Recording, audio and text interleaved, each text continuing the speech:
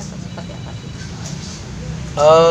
Kalau saya begini ya, prinsipnya kalau kemudian yang dipanjatkan itu adalah doa dengan bahasa apapun, entah itu bahasa Arab, bahasa Indonesia, bahasa Jawa, bahasa apapun. Kalau prinsipnya itu ketika menolak atau menggeser hujan itu dengan doa yang tidak mengandung kesyirikan di dalamnya, ya nggak ada masalah. Karena kita juga nggak pernah tahu dari siapa doa itu, dari mulut siapa doa itu dikabulkan.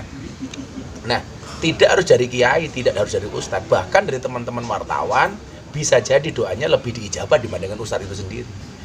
Karena salah satu rahasia Allah itu Allah merahasiakan ini yang diijabah doanya siapa.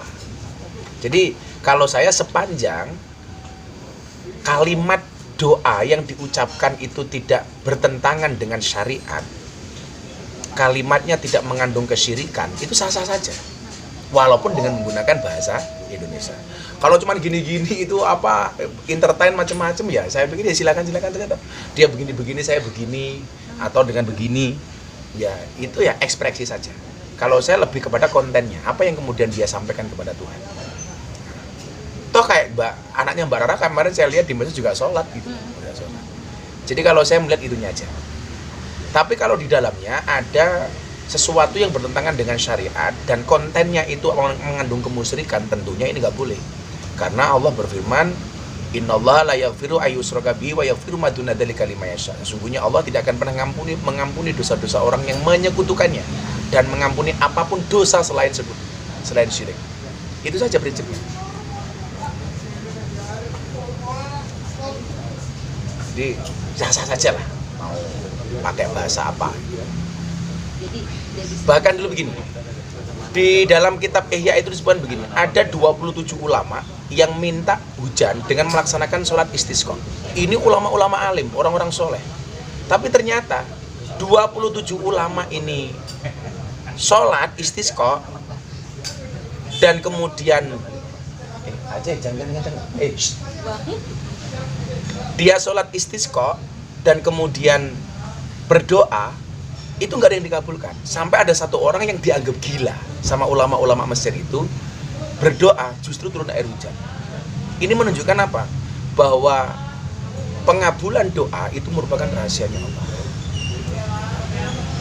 Tuh, makanya kemudian di dalam berdoa sendiri kita ada etikanya. Salah satunya adalah ketika doa kamu belum dikabulkan oleh Allah, janganlah berputus asa. Kenapa? Fawwadu minalaka al-ijabah, karena Dia Allah yang akan mengabulkan doa-doamu di waktu yang Allah gandaki, bukan yang kamu gandaki. Terus yang menarik ini momennya karena ajang internasional nih, akhirnya kan banyak pro kontranya gitu. Dan bagi saya luar biasa seorang Rara bisa mengalahkan Britania Marquez. Kan begitu. Dan kemarin saya posting di Instagram itu, ya desa Mawacara, negara Mawatata. Desa itu punya adat istiadat dan negara punya hukum sendiri. Nah, kalau saya melihatnya dari kacamata itu, justru ini ajang yang bagus untuk mengenalkan kearifan lokal bangsa Indonesia kepada dunia. Dan nyatanya situsnya MotoGP sendiri justru mengapresiasi it work. Ya kan? Artinya apa? Ini promosi dari bagian kearifan lokal bangsa Indonesia. Lah kenapa kita melihat tidak dari sudut pandang itu? Lah kalau saya ini mengatakan ini syirik, lah saya nggak tahu kok apa yang dibaca sama Mbak Rara. Ya kan? Apakah itu benar-benar dia menggunakan bantuan apa juga kita nggak pernah tahu. Karena ini tidak tangible, tidak empiris. Artinya tidak terukur. Kayak saya hari ini berdoa tahu-tahu hujan. Apakah benar ini karena doa saya atau karena memang Allah berkenan menurunkan air hujan saat itu? Kamu dapat jodoh, apakah benar itu karena doa kamu atau memang Allah sudah ngasih jodoh kamu saat itu? Kita yang tahu. Ya kita husnudon saja kan berarti.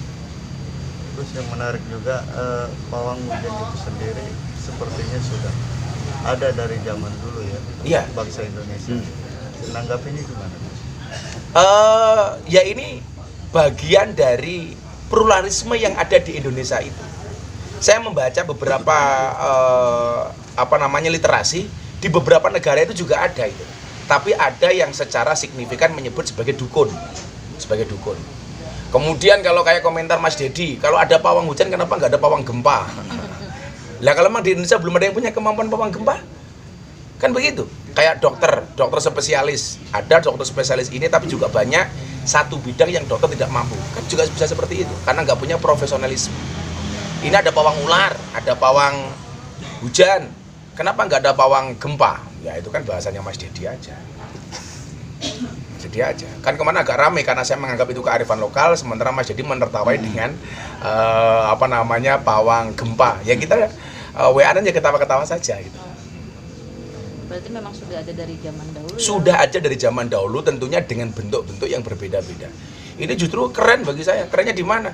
Pawang hujan pakai kontrak. Pakai kontrak, bro, dibayar dan mahal gitu loh. Sehari 5 juta.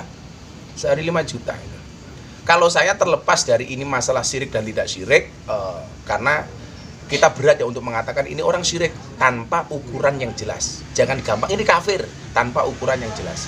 Kalau saya berhusnudon saja bahwa selain kemudian ini dianggap sebagai bentuk ritual, ya dianggap saja budaya. Contoh begini yang kemarin sebenarnya lebih ramai daripada itu.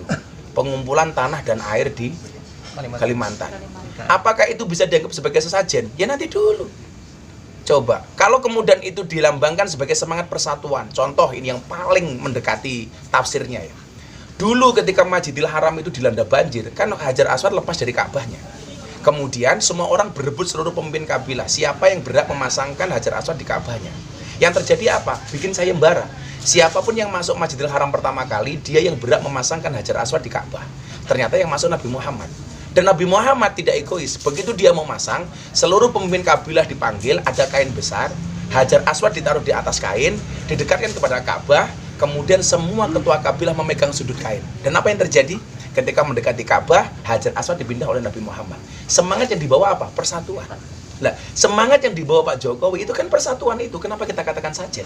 Kita katakan musyrik. Kan logikanya seperti itu. Artinya, ini musyrik atau tidak tergantung sudut pandang. Kan gitu, bro. Maka saya kemarin lucu, oh Jokowi klenek. Kleneknya di mana kalau semangatnya persatuan? Kira-kira begitulah. Balik lagi ke soal pawang hujan nih. Di Indonesia kan memang boleh dibilang klinik itu sangat menyatu banget. Ya. Menanggap ini gimana? Kalau saya memang soal akidah harus betul-betul diluruskan. Bahwa kemudian jangan sampai terkotori akidah kita dengan hal apapun, termasuk khurafat, termasuk klenik, tahayul, dan lain sebagainya. Jelas. Tapi persoalannya adalah kadang-kadang yang dianggap sebagai klenik itu di Indonesia itu ada istiadat budaya.